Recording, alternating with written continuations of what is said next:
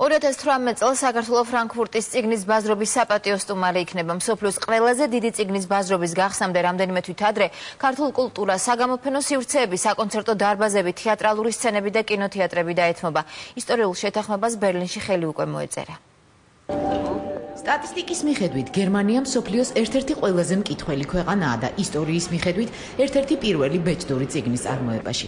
სწორედ ამ ქვეყნის დედაქალაქში მოეწერა ხელი ქართული ლიტერატურისთვის შესაძლო ისტორიულ შეთანხმებას. 2018 წელს საქართველოს ფრანკფურტის წიგნის ბაზრობის საპატიო სტუმარი იქნება.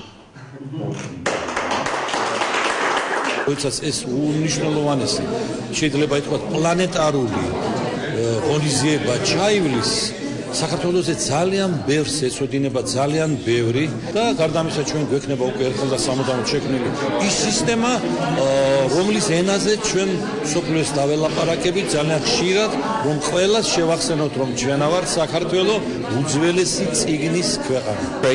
ფრანკფურტი არა მხოლოდ ყველაზე დიდი წიგნის ბაზრობაა მსოფლიოში, ის კულტურის უდიდესი ფესტივალია. ვცდილობთ საქართველოს კულტურის ყველა ასპექტი მოვიცვათ. იქნება ეს არქიტექტურა, კინო, თეატრი, ცეკვა თუ მუსიკა, მაგრამ ყველაფერი ლიტერატურის ქოლგის ქვეშ. წელს 60 ქართული ნაწარმოები გამოქვეყნდება გერმანულ ენაზე. ხალხს ევროპაში უნდა იცოდეს, რას ნიშნავს სინამდვილეში ქართული კულტურა. გერმანიაში კონცერტის მოწყობა თუ საქმე ქუჩის მუსიკოსებს არ ეხებათ, სოლიდურ თანხებთან და ორგანიზებასთან არის დაკავშირებული. იგივე ეხება თეატრალურ წარმოდგენებსაც.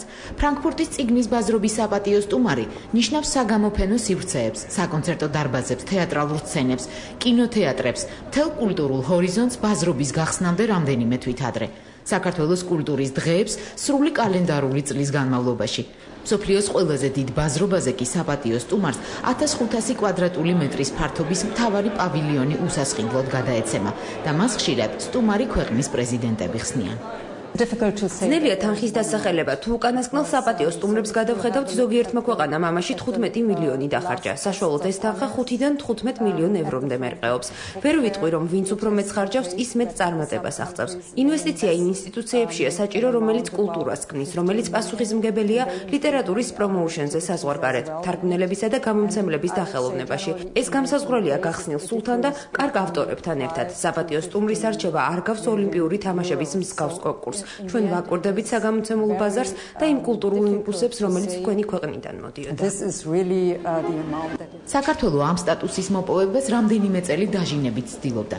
კულტურის სამინისტროს ახალმა ხელმძღვანელობამ ფინალურ აკორდამდე მიყვანილი საქმე წინა მინისტრისგან ჩაიბარა და გუშინ საქართველოს საელჩოში გააფორმა. ფრანკფურტის წიგნის ბაზრობის რეკომენდაცია 4 წლიანი მძიმე შრომაა.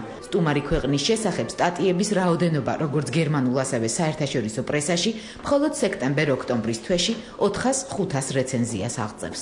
სტუმარი ქვეყნის სტატუსით გავიცანი რამდენიმე ქვეყანა ჩემთვის მოულოდნელი კუთხით, მაგალითად აღმოჩნდა, რომ არაფერი ვიცი ისლანდიის შესახებ.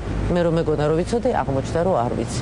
აღმოჩნდა, რომ არაფერი ვიცი კორეის შესახებ, იმიტომ რომ მე რომ მეგონა, აღმოჩნდა, რომ არ ვიცი. ეს არის ლაპარაკი იმაზე, როგორი სამზარეულო გაქვს, როგორ მღერი, როგორ გაცვია, საერთოდ რა გონია, როგორ გამოიყურები, როგორი მხატვრები ყავდა, როდიდან დაიწყე. ახ, ნახე, ძალიან გვიან დაიწყე, მაგრამ დღეს როგორი მაგარი ამბავი გახდა. ვიფიქრე, რომ ალბათ ეს არის ერთ-ერთი ყველაზე კარგი რამ, რაც შეიძლება დაემართოს ჩემი ქვეყნის მოქალაქეს. ფრანკფურტის წიგნის ბაზრობამ ეს ტრადიცია რამდენიმე ათწლეულის წინ შექმნა. საქართველოს 2008 წელს მსოფლიოს ლიტერატურული მეტროპოლიის საიუბილეო მე-40 საპატიო სტუმარი იქნება.